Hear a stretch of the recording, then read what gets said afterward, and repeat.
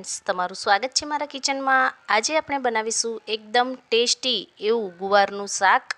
અને આ ગુવારનું શાક જે છે તે રોટલી, ભાખરી, પરોઠા કે પછી રોટલા સાથે પણ ખાવાની ખૂબ જ મજા આવે છે। અને જો હા, તમને મારી રેસીપી પસંદ આવતી હોય અને હજુ સુધી મારી ચેનલને સબસ્ક્રાઈબ ન કરી હોય તો પ્લીઝ સબસ્ક્રાઈબ કરો। તો ચાલો બનાવીએ ટેસ્ટી એવું ગુવારનું શાક। તો સૌપ્રથમ અહીં ગુવારને મેં નાના ટુકડામાં કાપી લીધો છે અને ગુવારને આપણે સૌપ્રથમ બાફી લેવાનો છે। તો કુકરમાં આપણે ગુવાર ઉમેરી દઈશું અને થોડું એવું પાણી અને થોડું એવું મીઠું નાખીને એક જ સીટી પાડીને ગુવારને બાફી લેવાનો છે। તો એક સીટીમાં જ ગુવાર જે છે તે એકદમ સરસ રીતે બફાઈ જશે। તો જ્યાં સુધી અહીં ગુવાર બફાય છે ત્યાં સુધી આપણે લસણવાળી લાલ ચટણી બનાવી લઈએ। તો ગુવારનું શાક બનાવીએ તેમાં લસણનું પ્રમાણ વધારે રાખવું। તો અહીં મેં 20થી 25 જેટલી લસણની કળી લીધી છે, 1 ચમચી જેટલું લાલ મરચું પાવડર લીધું છે। તો તેને સૌપ્રથમ આપણે વાટી લઈએ, એટલે કે લસણવાળી લાલ ચટણી બનાવી લઈએ। તો અહીં લસણવાળી લાલ ચટણી બની ગઈ છે। હવે એક બાઉલમાં આપણે લસણવાળી લાલ ચટણી નાખી દઈશું અને ત્યારબાદ બધા મસાલાઓ, એટલે કે 1 ચમચી જેટલી ધાણા જીરું પાવડર, 1 નાની ચમચી જેટલી હળદર અને થોડું એવું મીઠું, આ બધા મસાલાઓ ઉમેરીને હવે પાણી ઉમેરીને બધા મસાલાઓને એકદમ સરસ રીતે મિક્સ કરી દેવાના છે। તો ગુવારના શાકમાં લસણનું પ્રમાણ વધારે રાખવું, તેનાથી ગુવારના શાકનો ટેસ્ટ સરસ એવો આવે છે। તો આ રીતે પાણી ઉમેરીને આપણે બધા મસાલાઓને એકદમ સરસ રીતે મિક્સ કરી દઈશું અને આ રીતે પાણી ઉમેરીને બધા મસાલાઓ એકદમ સરસ રીતે મિક્સ થઈ જાય ત્યારબાદ હવે આપણે જે ગુવારને બાફવા મૂક્યો છે તે ગુવાર પણ એકદમ સરસ રીતે બફાઈ ગયો છે। તો હવે શાકનો વઘાર કરી લઈએ।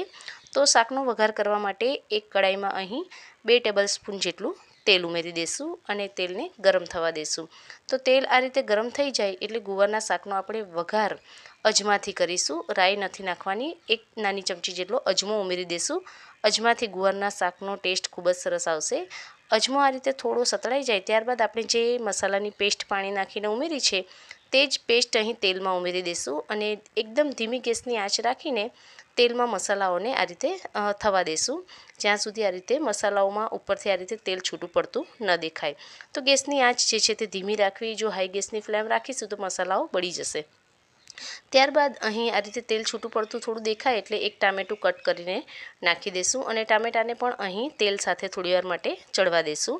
ટામેટું થોડું એવું ચડી જાય, આ રીતે સરસ એવું ચડી જાય ત્યારબાદ આપણે બાફેલો જે ગુવાર રાખ્યો છે તે પાણી સાથે જ અહીં બધો ગુવાર ઉમેરી દઈશું। જો વધારે પાણી નાખ્યું હોય તો પાણી થોડું કાઢી લેવું। તો આ રીતે પાણી સાથે જ અહીં બધો જ ગુવાર મેં નાખી દીધો છે અને ત્યારબાદ અહીં ગુવારનું શાક થોડું ઘટ્ટ થાય તેના માટે 2 થી 3 ચમચી જેટલો સિંગદાણાનો ભૂક્કો છે તે અહીં મેં ઉમેરી દીધો છે અને ત્યારબાદ હવે તેને આપણે બધા મસાલાઓ સાથે ગુવારને એકદમ સરસ રીતે મિક્સ કરી દઈશું અને ગુવાર એકદમ સરસ રીતે મિક્સ થઈ જાય ત્યારબાદ એને ઢાંકીને 5 થી 7 મિનિટ માટે આ રીતે પાણી સાથે થોડું ચડવા દઈશું અને આ રીતે ચડી જાય ત્યારબાદ લાસ્ટમાં 1 નાની ચમચી જેટલું ખાંડ અથવા તો ગોળ ઉમેરી દેવો, તેનાથી શાકનો ટેસ્ટ ખૂબ સરસ આવશે।